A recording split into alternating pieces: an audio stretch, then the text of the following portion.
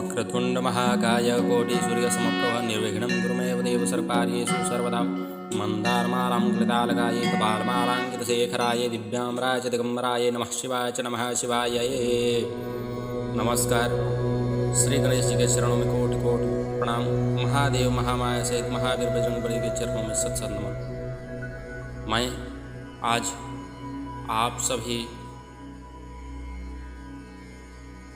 दर्शकों के लिए एक बहुत ही महत्वपूर्ण सूचना देने जा रहा हूँ, जो कि दैनिक पूजा पाठ के कार्यक्रम में हम लोग प्रतिदिन करते हैं। भगवान का फोटो ला करके, किसी न किसी देवता का फोटो ला करके अपने घर में रखते हैं और दिन रात पूजा करते हैं, लेकिन फिर भी हमें उसका उचित परिणाम नहीं मिल पाता है, जिससे कि हमारा मन उससे पूजा से इधर उधर होने लगता है, भटकने लगता है कि क्या हम कर रहे हैं तो इसका कोई फल ही नहीं मिल रहा है, क्या फ़ायदा। तो उसके लिए कुछ मुख्य ज़रूरी बातें हैं जो कि हमें ध्यान रखना पड़ता है कि क्या करना चाहिए और क्या नहीं करना चाहिए। तो आइए आप सबों को मैं उसी विषय पर आज कुछ बातें बताना चाहता हूँ, जो कि बहुत ही आवश्यक है और ध्यान देने के लिए ज़रूरी है। इसमें मुख्य बात है कि हमें पूजा स्थान में, अपने पूजा घर में क्या रखना चाहिए, किस भगवान का फोटो रखना चाहिए और क्या क्या वस्तु रखना चाहिए और क्या क्या वस्तु हमें पूजा घर में नहीं रखना चाहिए। तो आइए आगे हम आपको विषय पर ले चलते हैं। तो अब हम शुरू करते हैं देव पूजा प्रकरण में पूजन संबंधी जानने योग्य कुछ आवश्यक बातें। यहाँ सर्वप्रथम पूजन संबंधी कुछ ज्ञातव्य बातों का निर्देश दिया जा रहा है, जिसे आप ध्यान देकर देखें, सुनें और अपने जीवन में, अपनी पूजा में उसको उपयोग में ला करके लाभान्वित हों। सबसे पहले है कि किसी भी हिंदू धर्म में पूजा करने के दौरान 5 देवताओं का पूजा होता है, जिसे हम पंचदेव कहते हैं। इसका निम्न मंत्र जो दिया गया है मत्स्य पुराण में, वो इस प्रकार है। आदित्यं गणनाथं च देवीं रुद्रं च केशवं पंचदेवत्यमित्युक्तं सर्वकर्मसु पूजयेतम्। यहाँ सूर्य, गणेश, दुर्गा, शिव और विष्णु, ये 5 देवता को ही पंचदेव कहा जाता है और कहे गए हैं। इनकी पूजा सभी कार्यों में करनी चाहिए और होती है।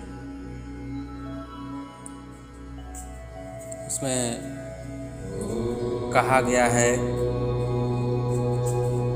अनेक देव मूर्ति पूजा प्रतिष्ठा विचार में एका मूर्तिनं संपूज्य गृहिणा स्वेष्टमीक्षता अनेक मूर्ति संपन्नः सर्वानां कामनां वाप्नुयातम्। कल्याण चाहने वाले गृहस्थ एक मूर्ति की ही पूजा करें,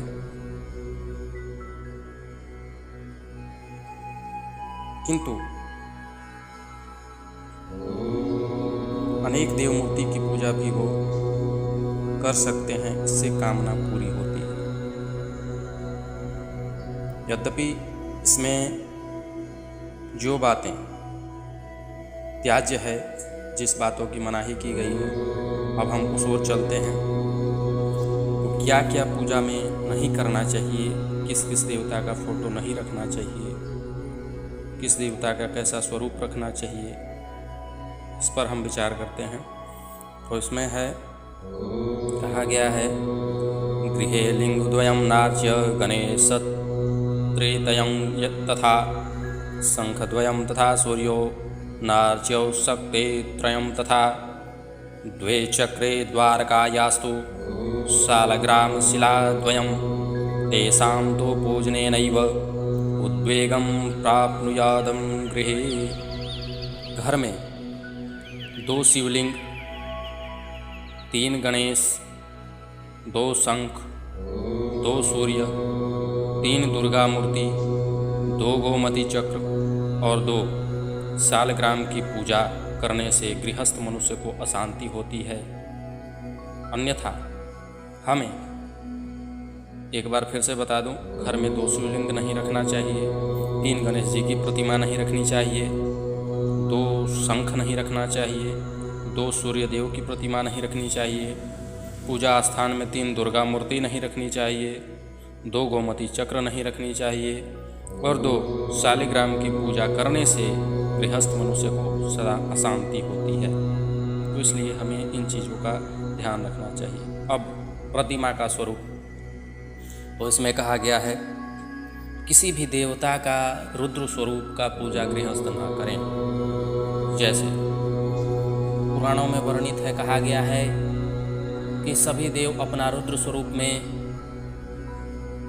उसी समय आए जब किसी का विनाश करना हो, किसी को मिटाना हो, जैसे कोई असुर, कोई काल, तो उसके लिए उनका रुद्र स्वरूप आया, जिसका परिणाम यह हुआ कि बहुत से देव, दानव, मानव और सृष्टि उनका वो स्वरूप ज़्यादा देर तक उस तेज को सहन न कर सके। तो हम कौन से जीव हैं जो कर सकते हैं, एक साधारण से मानव। तो इसलिए हमें रुद्र स्वरूप की पूजा नहीं करनी चाहिए। जैसे कि घर में नटराज शिव की प्रतिमा न रखें, उनकी पूजा नहीं करें, इससे आपको शांति होगी। घर में महाभारत युद्ध के समय कृष्ण के हाथ में चक्र और रथ पर विराजमान होने का तस्वीर नहीं होना चाहिए, इससे घर में सदा कलह द्वेष की स्थिति बनी रहती है। घर में माँ जगदम्बा का कभी भी रुद्र स्वरूप ना रखें जिसमें सिंह का मुंह खुला हुआ हो, या माँ असुर का वध कर रही हो और शेर का मुंह खुला हुआ हो, माँ गुस्से में हो। माँ काली का कभी भी विकराल रूप का फोटो घर में ना रखें। यहाँ ये नहीं कहा गया है कि माँ काली, माँ दुर्गा का पूजा न करें, तो पूजा करें लेकिन अभय मुद्रा में करें, जिसमें माँ सौम्य भाव से, प्रसन्न भाव से, मुस्काते हुए वर देती हुई हो, सिंहारूढ़ हो, सिंह का मुंह बंद हो, उस रूप में प्रतिमा लगाएं और पूजा करें। अब इसमें हनुमान जी की जो विराट रूप, रौद्र रूप है, उसका भी तस्वीर ना रखें। तो ये सब बातें हैं जो हमें विशेषकर ध्यान देना चाहिए। अब इसमें आगे चलते हैं। इसमें कहा गया है स्कंद पुराण में, शालग्राम शिलायास्तु प्रतिष्ठानैव विद्यते। इसमें कहा गया है शालिग्राम शिला जो है अपने आप में प्राण प्रतिष्ठित होती है, यानी शालिग्राम शिला की प्राण प्रतिष्ठा नहीं होती।